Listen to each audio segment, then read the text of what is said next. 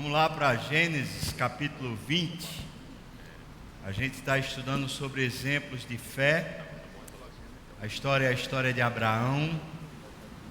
O último episódio que nós conversamos aqui foi quando Ló, depois de sair de Sodoma e Gomorra, foi habitar numa caverna e, distante do Senhor, suas filhas o embebedaram e ambas se tornaram, cometeram incesto e tiveram filhos do seu pai.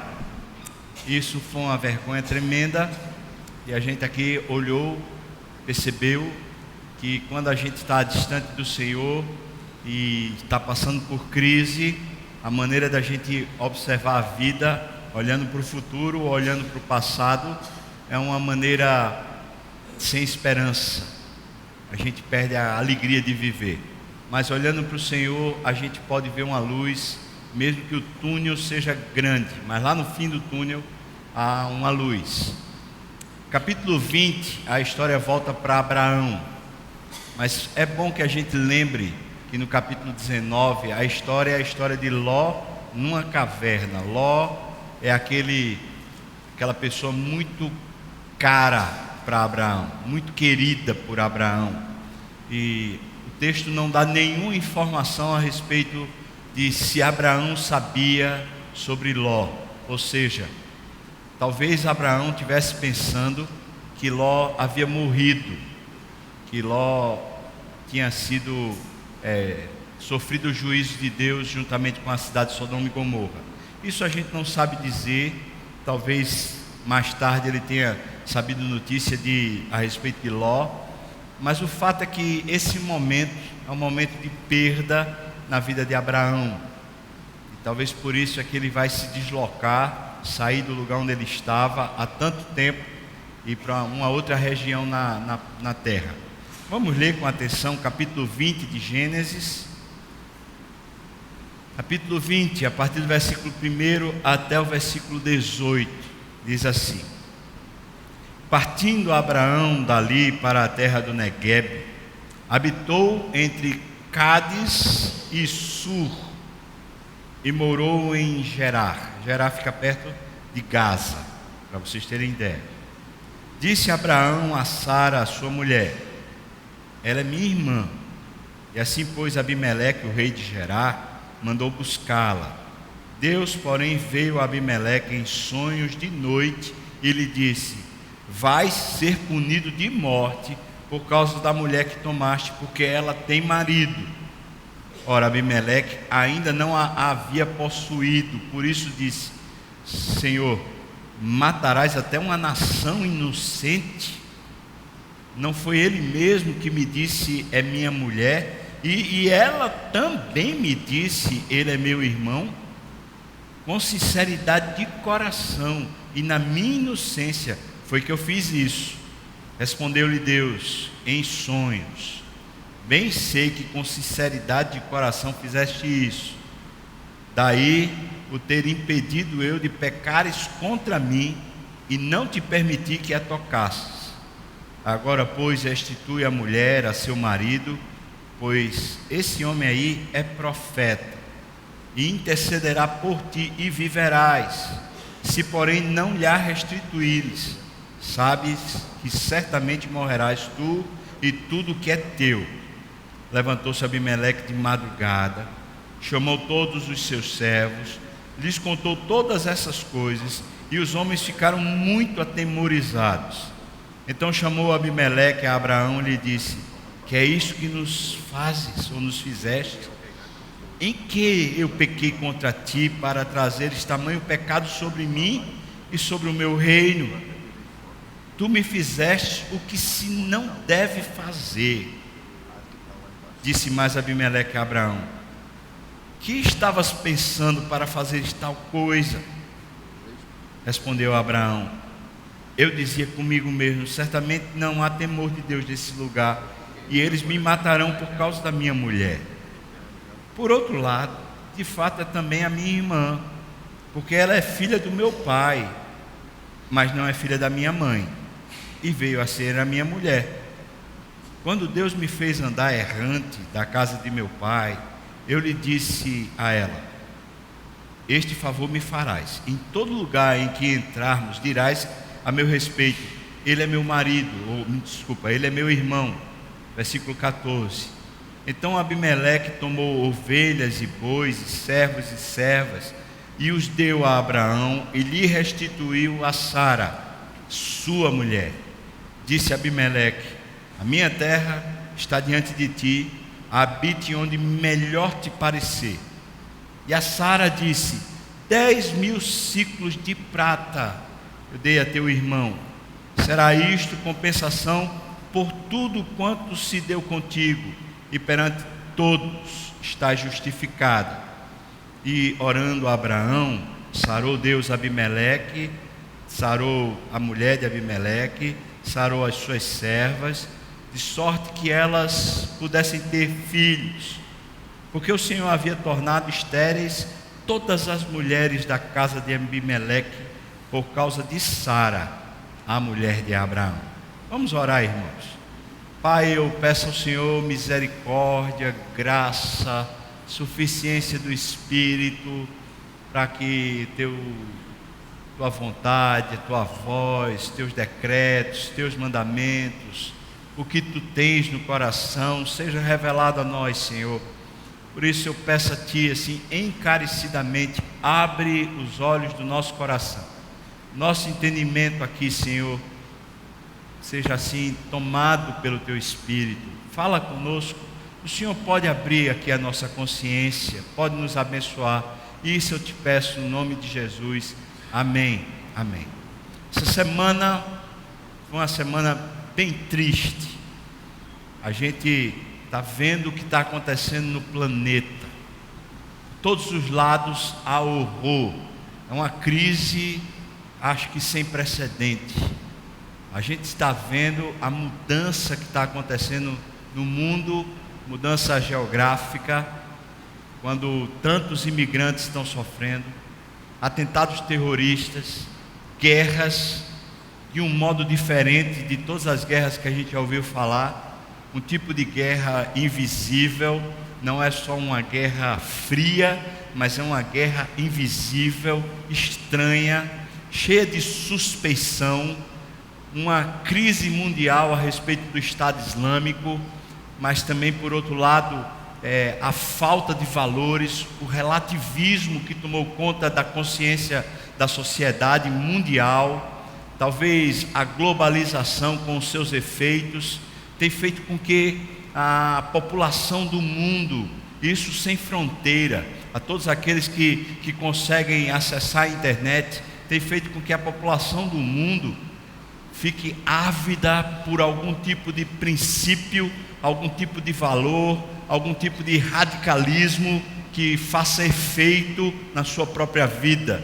Porque pessoas que vivem sem nenhuma verdade, onde a única verdade que a pessoa crê é a dela mesma e não tem nada sobre ela a não ser a sua própria consciência, pessoas que estão assim à deriva, estão sendo levadas pelo relativismo, essas pessoas certamente vivem um caos existencial tremendo, não é só filosófico, é existencial, é emocional, e elas são ávidas por uma justificativa, e nada consegue justificar a razão humana a não ser um valor maior do que a própria mente humana, porque nós somos feitos por Deus, imagem de Deus, nós somos seres teorreferentes. A nossa referência de identidade não está na nossa consciência, a nossa percepção de mundo não está nos nossos olhos, nem na nossa vontade, nem no que lemos.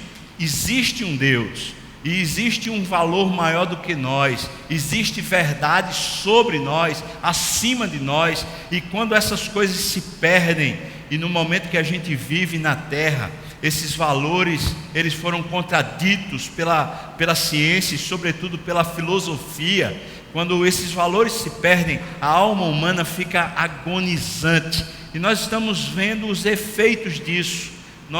As notícias mostram os efeitos disso. As pessoas estão desesperadas, quem está entrando, está participando, tomando parte do Estado Islâmico, não são só muçulmanos que moram naquela região chamada ali a faixa da Ásia, especialmente a Ásia Central.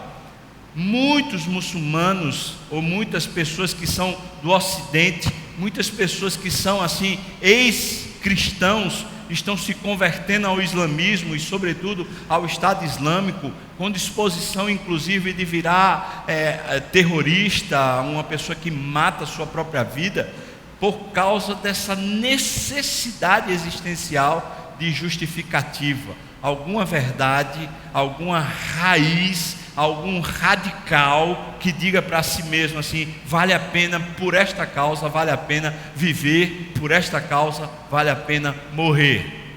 Nós estamos aqui no Brasil, aparentemente o nosso problema não é dessa ordem, parece que nosso problema é só político, parece que é só financeiro, tem mais a ver com essas crises aí de uma corrupção generalizada que toma conta da nossa nação.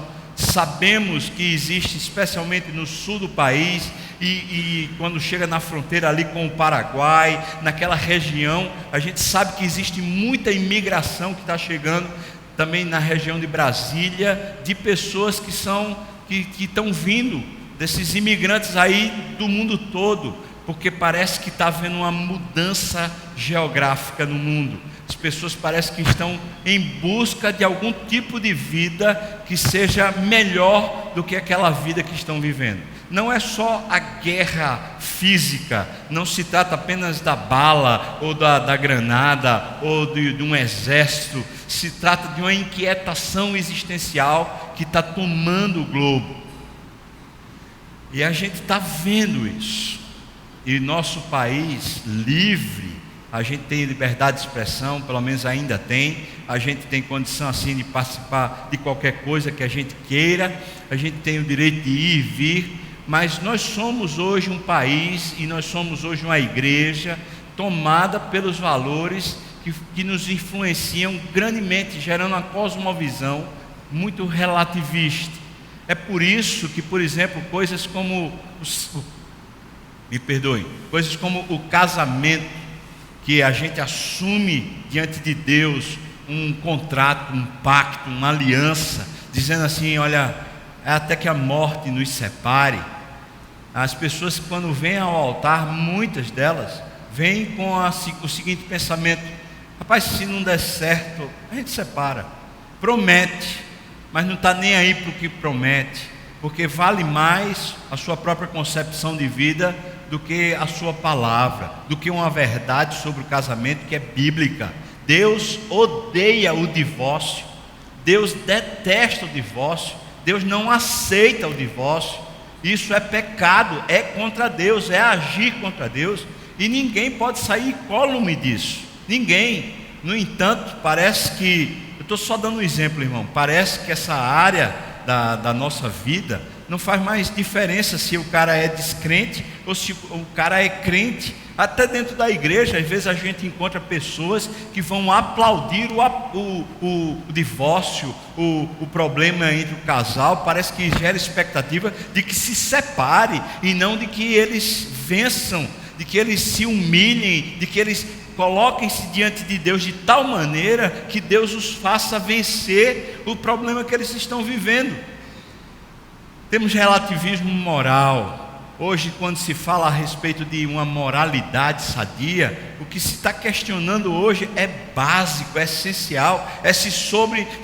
A questão hoje é se a pessoa nasce com um gênero definido.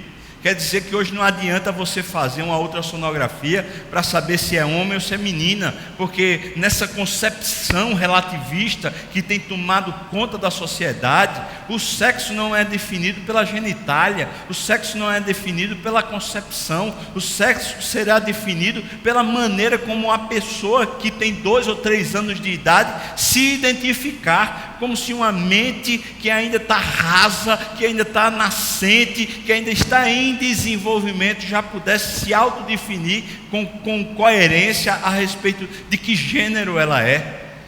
Estamos assim, irmãos, sendo solapados. E parece que às vezes a gente passa por esse negócio como se essas coisas fossem de menos. Eu vejo cristãos dizendo assim: rapaz, eu me emocionei quando vi o beijo gay pela primeira vez na televisão. Eu fiquei emocionado, que amor bonito. Eu vejo cristãos dizendo assim: eu acho que não tem nada demais esse negócio de um casamento homossexual. Eu vejo cristãos tomando atitudes que afrontam a palavra de maneira aberrante. Não é um negócio assim simples, é coisa grave. A Bíblia vai lá e instrui, fala sobre infidelidade, fala sobre homossexualismo. Eu estou falando de coisas morais, que são as coisas mais fáceis da gente perceber. E no entanto, a relativização é tão grande que a gente fica pensando assim: o que é que tem de mais? Qual é o problema? Se a pessoa quiser ser feliz desse jeito, que ela seja feliz desse jeito.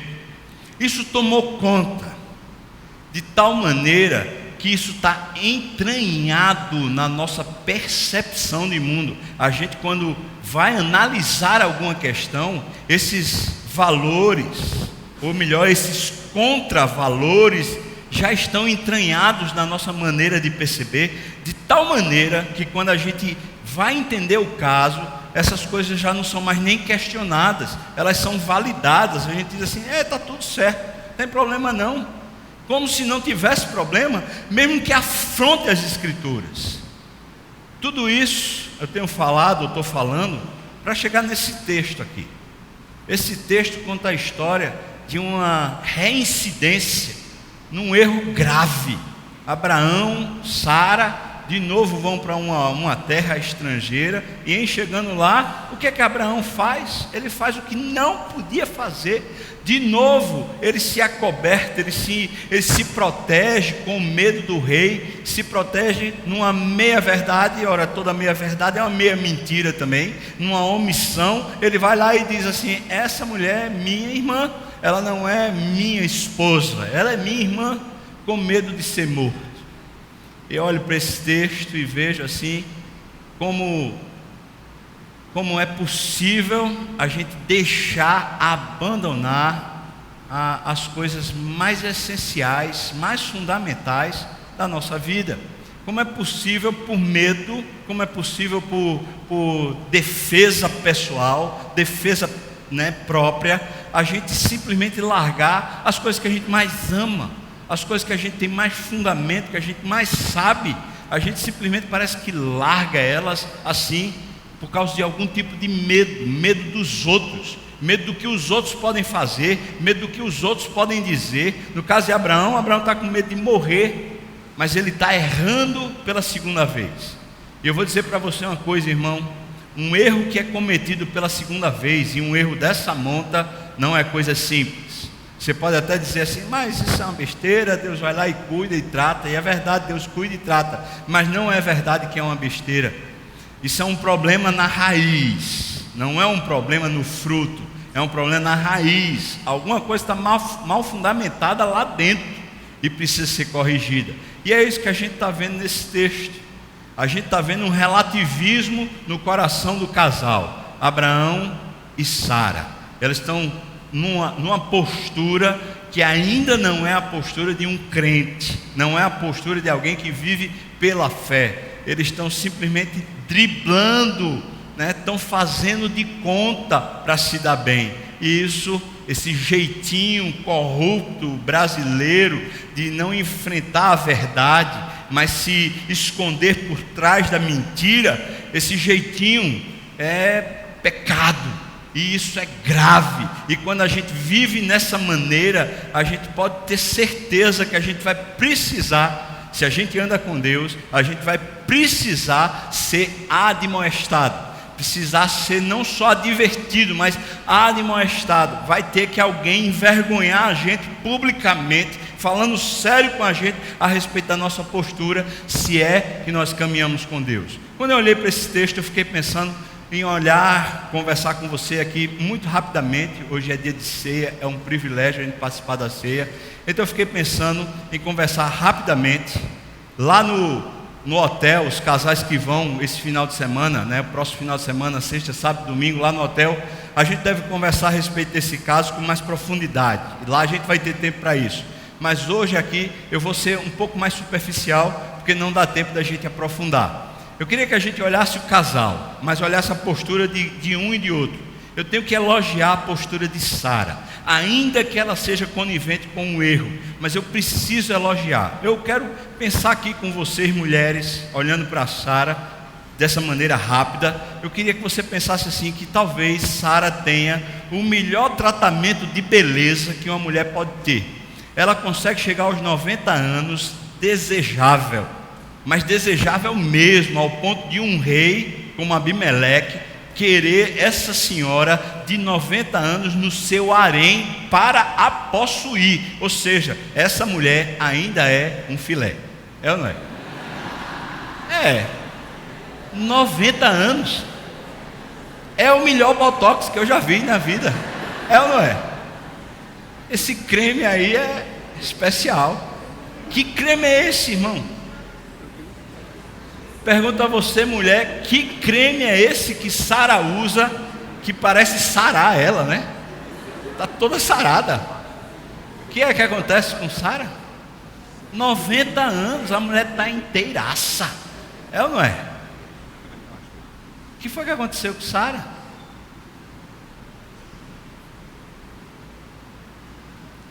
A gente pode questionar, porque o texto diz assim: Abimeleque, quando está se justificando diante de Deus, ele fala assim: Deus, Abraão me disse que ela era irmã, mas não foi só Abraão não, ela também disse que era irmã.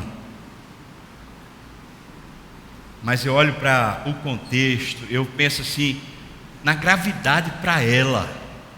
Irmãos, quem seria possuída sexualmente seria ela, não seria ele. Mas essa mulher parece que tem um movimento no coração dela precioso, de alguém que consegue se submeter ao marido, de alguém que consegue ter o coração certo, mesmo quando o marido está errando e está prejudicando ela. Eu estava pensando nessa semana, por causa desse texto, que a gente sempre escolhe assim um personagem na Bíblia que mais fala ao nosso coração. E fora Jesus, que para mim Jesus assim é para me quebrar mesmo. Eu adoro ler a história de Jesus, mas fora Jesus, o outro personagem assim que mexe profundamente comigo é Davi. Eu gosto demais da história de Davi, mas se eu fosse escolher um personagem feminino, eu não escolheria Ruth, eu não escolheria Esther, a rainha Esther, belíssima. Eu não escolheria Débora, a juíza. Eu também não escolheria Maria, a mãe de Jesus, ainda que ela é fera. Eu escolheria Sara. Essa mulher é padrão demais. Pense no exemplo. Eu acho que é bom para as mulheres aprenderem com Sara. Essa mulher não consegue ter filho, mas ela não vive na frustração constante. Ela tem suas crises, mas ela não se vê como vitimada por Deus. Essa mulher parece não conseguir colaborar com o plano de Deus, de que teria um filho, ela e o marido, mas ela parece que consegue superar isso com Deus, não é com Abraão. Parece que não é Abraão que consegue surpreendê-la, elevá-la, mas é ela com Deus. Essa mulher tem um negócio com Deus, tem um tipo de intimidade com Deus que faz com que ela viva a história submissa a Abraão, mas porque ela crê no Deus vivo. Sara é uma mulher de fé. Sara é fera mesmo.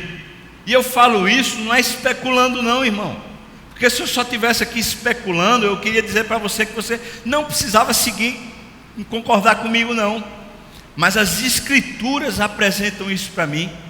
Lá na primeira epístola de Pedro, no capítulo 3, no versículo 6, Pedro faz questão de dizer: olha, observem o exemplo de Sara, porque ela chamou o seu marido de Senhor. E se você vai lá em Gênesis capítulo 18, se eu não me engano, versículo 12, você vai encontrar exatamente isso.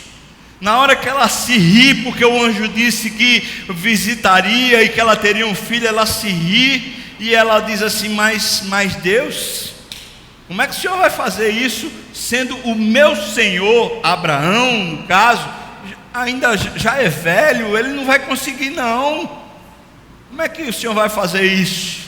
E chama Abraão de Senhor. Mas aqui eu não estou advogando nem justificando o maltrato masculino, eu não estou justificando nem endossando ao autoritarismo masculino, o machismo nordestino, nada disso. Não estou falando da postura masculina aqui, eu estou falando da postura feminina, de uma mulher que tem um botox na alma, que tem um tipo de tratamento que rejuvenesce a vida. Eu estou falando de uma mulher que crê, e quando a vida parece que definha, e o seu marido é omisso, e o seu marido vacila, e é um vacilão mesmo, essa mulher rejuvenesce. Como? Ela vive com Deus. Quem diz isso é o autor aos Hebreus. Quem me diz isso é Pedro. Inspirado pelo Espírito, eu posso ter certeza que essa mulher tinha um nível de submissão na alma, de alguém que crê em Deus. Porque os caminhos e até os descaminhos de Abraão com Sara são violentos, são graves. Era para essa mulher ter feridas e marcas na alma que não se curariam nunca. Era para ela viver assim, lamentando e dizendo: eu fiz um péssimo casamento, eu fiz a pior besteira da minha vida. Como é que eu casei com esse homem, esse lixo? O cara parece que não tem coragem, não tem vitalidade, não me gera um filho, eu vivo culpada, eu vivo passando assim, vergonha, até a minha empregada, ela conseguiu ter filho dele. Esse negócio, esse homem, sinceramente, era para ela viver queixosa, rixosa, triste, amargurada. Mas o que é que a gente encontra? Uma mulher resolvida. E eu penso que esse botox da alma dela é o que fazia ela ser bonita. Porque o texto lá de Pedro diz assim: olha, observe o exemplo de Sara. E vocês mulheres não deveriam gastar tanto tempo empreendendo uma beleza física como vocês gastam. A Bíblia não é contra o embelezamento feminino, pelo contrário, vá lá e se vista bonita, faça o cabelo bonito, põe a maquiagem que você quer. Não se vista sensual não, que isso é vulgar, isso é até contra o espírito. Mas você pode se vestir bonita, mulher, porque fica bonito mesmo. Mulher é linda, é um negócio primoroso.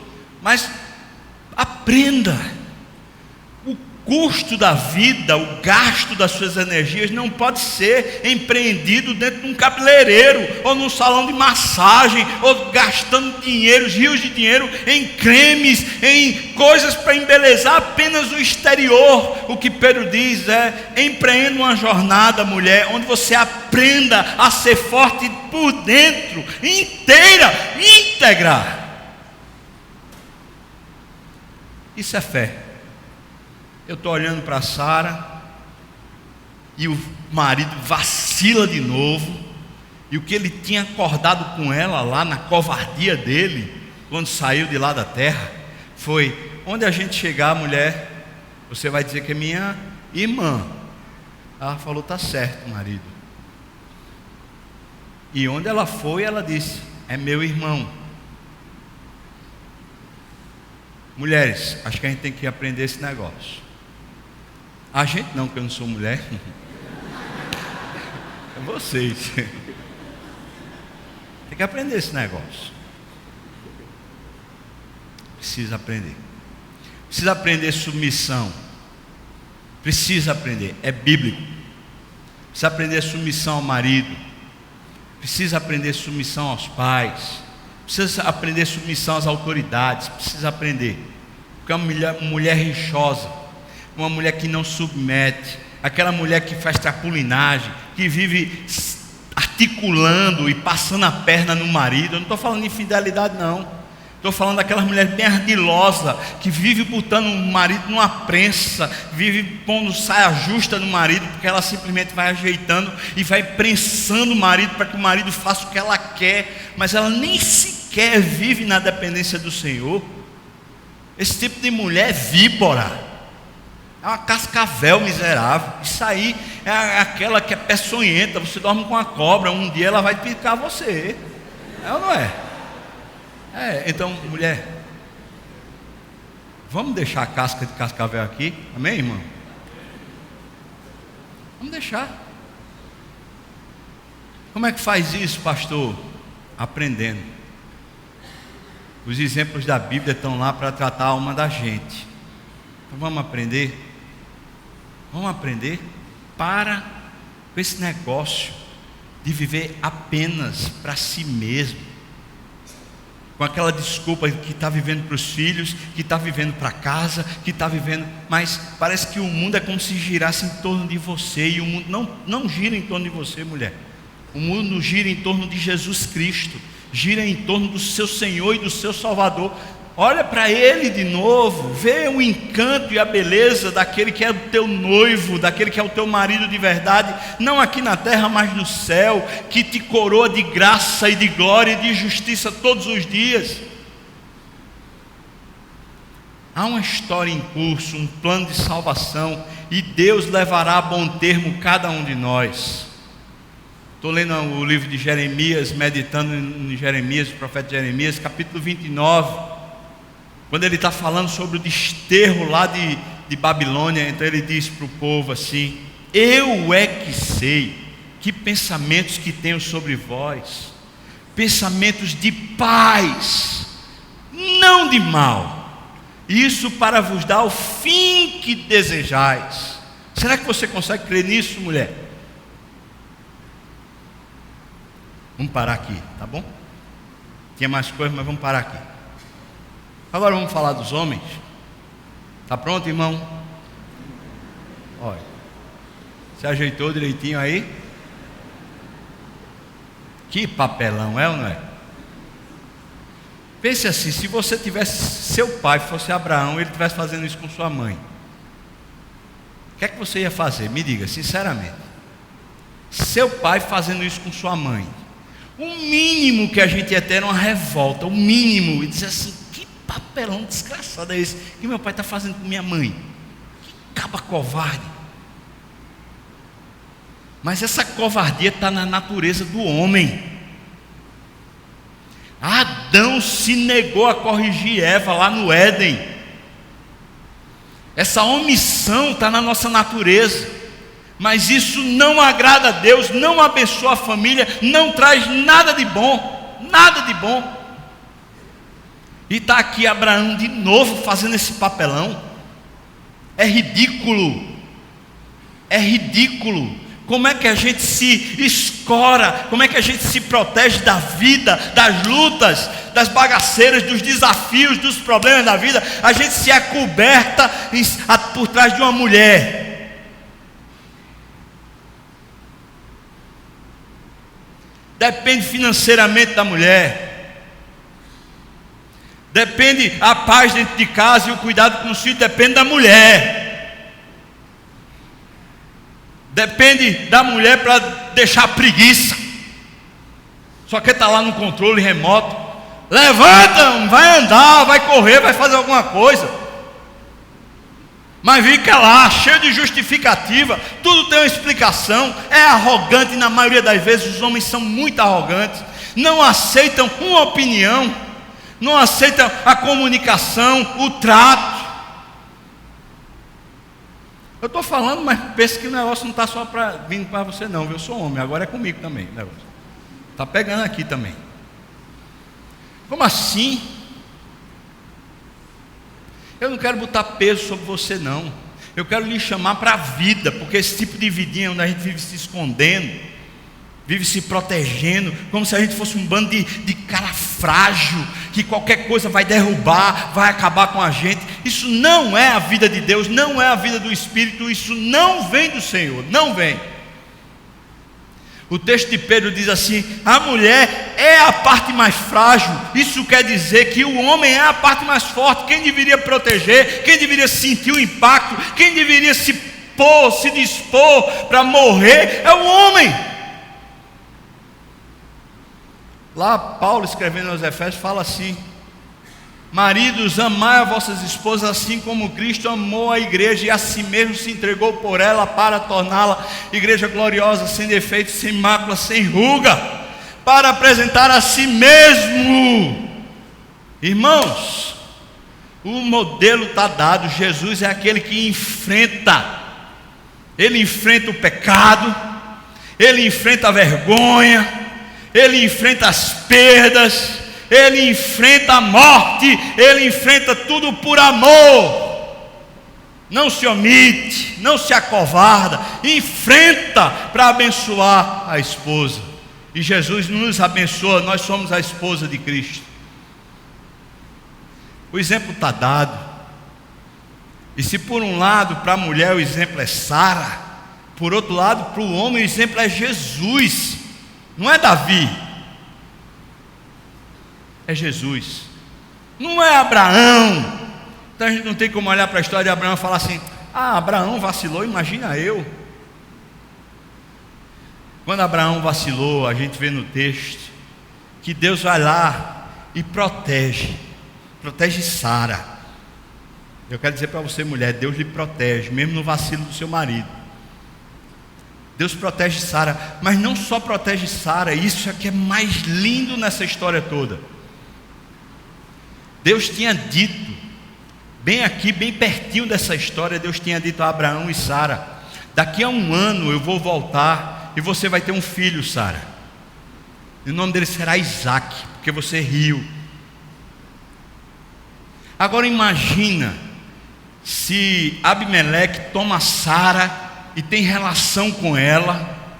Depois ia ficar a história de que o filho que Sara está concebendo não é o filho de Abraão, é o filho de Abimeleque. Você já pensou nesse negócio louco que seria? Pronto, desgraçou a história de salvação, porque Deus tinha prometido a Abraão que dele viria uma descendência que abençoaria a terra. E agora a descendência não é de Abraão, é a descendência de Abimeleque. Está vindo no ventre de Sara. Como assim? Deus diz: não. Vocês erram os caminhos, vocês fazem as maiores besteiras, vocês geram as maiores crises entre vocês, vocês fazem as desgraças todas de vocês, mas eu não perco o fio da meada da história. A minha promessa, o que eu prometi a respeito de vocês, que vocês seriam uma bênção, eu não revogo, eu faço de vocês uma bênção, mesmo quando vocês erram. Eu faço, eu tenho poder para consertar. Não é só consertar a história, não, é consertar o seu coração. Por isso eu e você, homem, quando erramos, as consequências não são só pessoais, porque Deus nos fez líderes. E quando erramos, nós temos consequências na história da família. Quando o nosso coração vacila e nos falta fé, e nos falta piedade, e nos falta apego ao Senhor, as consequências são sobre a esposa, são sobre os filhos, são sobre a empresa, são sobre a logística da nossa história. Está aqui Abimeleque sofrendo a consequência da omissão de Abraão, do medo de Abraão. Abimeleque fica doente, irmão, e está doente mortalmente. Você sabe o que é isso? E não só Abimeleque fica doente, mas as esposas, as servas, o reino de Abimeleque fica doente, as mulheres todas ficam estéreis. Como assim? Que desgraceira está tomando conta por causa disso? Abraão não está na primeira vez vacilando, ele já é um vacilão, é a segunda vez que ele comete uma coisa grave. E Deus diz assim: acorda, Abraão, não dá para ficar assim, não dá. Abimeleque recebe o sonho, e Abimeleque vai confrontar Abraão. Desculpa a expressão, mas eu só imagino Abimeleque dizendo para Abraão assim: ô Abraão, tu é um homem ou um prato de papa? É ou não é? É um homem, um rato. Que é isso que tu fizeste, homem? Como é que tu faz um mal desse cair sobre mim? O que foi que eu te fiz? Tu tem algum problema comigo? Essa tua covardia, esse teu medo de se submeter a Deus, de deixar Deus cuidar da tua vida, tá matando a mim, sabia? Agora eu acho isso tão extraordinário, porque Abimeleque é rei, mas o profeta é Abraão. Abimeleque é rei, mas ele não tem um relacionamento vivo com Deus vivo, e Abraão tem um relacionamento vivo com Deus vivo. É por isso, conquanto Abimeleque seja rei e seja tem autoridade sobre Abraão, Abraão é o profeta e tem autoridade espiritual sobre o rei. Agora não faça nenhuma teologia mais do que essa não, viu, irmão? Não, daqui a pouco você está querendo fazer caravana para ir lá para Brasília para ungir Dilma. Isso não vem de Deus também não. Ora daqui mesmo e abençoa. Mas o fato é que Abraão passa vergonha pública, porque o rei, quando se acorda, chama o reino dele todinho e fala assim: está vendo aquele covarde lá? Vê o que ele fez comigo? Vê o que ele fez com as esposas de vocês tudinho aí? Aquele covarde lá, é uma vergonha pública, é uma disciplina pública. Está o reino todinho sabendo da covardia de Abraão. E aí Abimeleque chama Abraão e fala assim: olha, parou com isso, tá? Quero isso não. Eu não tenho nenhuma inimizade contra você, eu não tenho nada contra você, mas você parece que tem contra mim. Vamos parar agora? Toma tua esposa. Eu não quero fazer mal a você, nenhum mal, pelo contrário, eu vou abençoar. E veja como Sara sai abençoada dessa história. O Abimeleque dá lá uma quantidade enorme de prata para ressarcir a vergonha que Sara passaria diante das suas servas, porque as servas de Sara depois diriam assim: ah, você foi usada por outro, não foi? E o rei então entrega esse dinheiro para Sara, para que as servas de Sara saibam o valor de Sara, o valor moral de Sara, que não se entregou. Deus protege mulheres que sabem se submeter ao Senhor, mas Deus protege homens também que sabem se submeter ao Senhor. E o fato é que no final dessa história, na convergência dessa história, Abraão, agora advertido, humilhado, envergonhado publicamente, voltando a si, entendendo o seu papel, e é o papel de líder, de profeta, de servo do Senhor, de abençoar a terra e não viver assim, nesse equívoco, nessa mentira, amaldiçoando a terra. Abraão se levanta e ora por Abimeleque, abençoa Abimeleque. Deus tinha dito a Abraão quando chamou: abençoarei todos os que te abençoarem, e amaldiçoarei todos os que te amaldiçoarem. Em ti serão benditas todas as famílias da terra. E agora Abraão, cônscio do seu erro, ele ora, e Abimeleque é curado, e as servas são curadas, e o reino é restaurado, e Abraão sai dali e vai morar em algum lugar, porque Abimeleque falou: pode escolher o lugar, você pode ir para qualquer lugar que você preferir, onde você for, está bem alocado, fica à vontade, se sirva lá. A história acaba aqui. Acaba Abraão retomando a sua postura, e parece que talvez essa seja a última hora, o último momento onde Abraão continua fazendo vergonha. Parece que agora ele vai acordar e vai dizer: rapaz, eu não sou um prato de papa, eu não sou um rato, eu sou filho do Deus vivo. Meu Deus é comigo, Ele me protege, Ele promete e Ele cumpre, Ele é fiel. Mulheres, eu desafio você a comprarem esse Botox, o Botox da alma. Homens, eu desafio a nós a nos posicionarmos na dependência do Senhor e pararmos com o nosso acovardamento, pararmos com essa postura covarde, pararmos com essa atitude de isenção dos processos, de sair e viver na para-história, a história paralela, e não na história real, onde as coisas estão acontecendo. Eu desafio você, a mim, a dependermos do Espírito, a buscarmos em Deus suficiência para vivermos conforme o Senhor quer. Vamos orar, irmãos. Feche seus olhos. Mulheres que querem, vão buscar, que vão comprar de Deus, buscar no Senhor o botox espiritual, vão buscar de Deus essa capacidade de submeter ao marido, submeter ao Senhor em todo o tempo, seja qual for o tempo. Mulheres que entenderam e estão dizendo assim: eu quero caminhar assim com o Senhor. Eu queria convidar você a ficar de pé, eu queria orar por você, mulher que pode dizer isso de coração. Amém. Amém.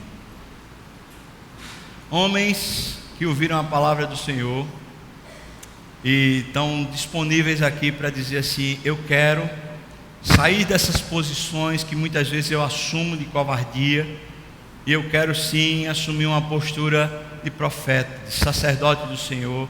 Eu quero buscar no Senhor a dependência, a força e o vigor para ser um bom líder, para discernir os caminhos, para caminhar na autoridade do Espírito, para ser um bom marido. Homens que assim ouvem a palavra do Senhor e dizem: eu quero.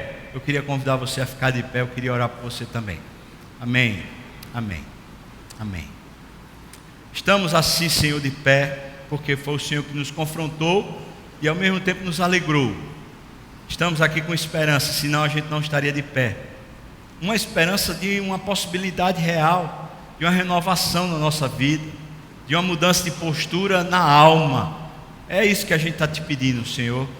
Que mulheres aqui, alcançadas pelo Teu Espírito, vão buscar na Bíblia, no exemplo de Sara, uma nova atitude no coração. Que o Senhor sare essas mulheres aqui, restaure, abençoe, proteja, guarde elas no nome de Jesus, Pai. Firma nelas um coração assim piedoso e uma integridade imensa. Assim eu clamo, Pai. Agora também eu peço por nós, homens. Estamos de pé, Senhor. Estamos de pé porque precisamos mesmo. O Senhor sabe que a gente se acovarda, o Senhor vê. E o Senhor sabe que isso muitas vezes é até inconsciente, ainda que seja irresponsabilidade. Mas eu clamo ao Senhor, nós clamamos ao Senhor. Deus, estamos de pé com esperança de que o Senhor refaça isso em nós, nos dê a postura correta, não de autoritarismo, mas uma postura de autoridade, uma postura de gente que sabe e entende os caminhos do Senhor, que busca no Espírito a suficiência. Senhor, nos faz mais piedosos, mais cheios do Senhor, cheios do temor do Senhor, e a gente pede tudo isso, Senhor, para a Tua glória. Firma, Senhor, esses propósitos no nosso coração, e quando nos desviarmos deles, e quando esquecermos disso que fizemos hoje, eu peço que o Senhor nos lembre e nos proteja de todo mal, assim como o Senhor fez com Abraão e Sara, no nome de Jesus. Amém e amém.